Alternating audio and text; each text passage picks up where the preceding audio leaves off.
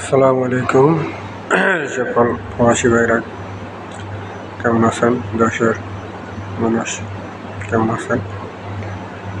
আমি আছি আল্লাহর রহমতে, শুকরিয়া, আলহামদুলিল্লাহ, শুকরিয়া। রমজানের আজকে আমাদের 17 রমজান শেষ, 18 রমজান শুরু হবে ইনশাল্লাহ। আলহামদুলিল্লাহ, আল্লাহ দরবার কোটি কোটি শুকরিয়া যে আল্লাহ সুস্থ রাখছে, রমজানের রোজাগুলো রাখতে পারছি, এমনকি যে এগুলো রয়েছে এগুলো যেন সুস্থ মতো রাখতে পারি। সবাই দোয়া করবেন। আজকে যে কয়েকটি কথা বলবো, সবাই ভিডিওটা শেয়ার করবেন।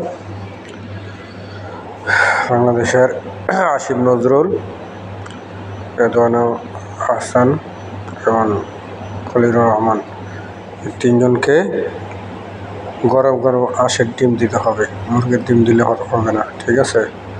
ওরা সকল 11 দলের ভাই এবং বোনদের সকলকে বলছি, জামাত সহ 11 দলের সকলকে বলছি, সবাই মাঠে নেমে ওরা যেখানে আছে ওদেরকে টেনে হিঁচড়ে উত্তম মধ্যম কিছু দিয়ে তারপরে বড় বড় আঁশের ডিমগুলা দিতে হবে, গরম গরম দিয়ে তারপরে থানাতে পাঠাতে হবে। ওদেরকে এখন থানার প্রটোকলে ওদেরকে রাখা হবে, ঠিক আছে?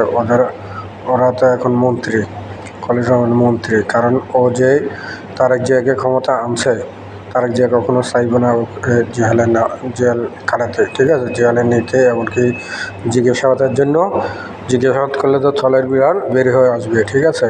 রেদওয়ানা আহমেদ তো এখন সবকে বলেই দিয়েছে যে আমরাই চেষ্টা করছি যে জামাতে ইসলাম ক্ষমতা না আসে, ঠিক আছে? খলিলুর রহমান তো ওরা কয়েকজন মিলে আসিফ নজরুল সহ ওদেরকে বড় বড় আঁশের ডিম দেওয়া হবে, ঠিক আছে? সকলে নিজে ইচ্ছা মতো আগে উত্তম মাধ্যম দিবেন, তারপরে হলো বিচার। ওদেরকে সহজে বিচার আওতা না হবে না, কারণ ওদেরকে তারেক জিয়া কখনো অ্যারেস্ট করবে না, ঠিক আছে?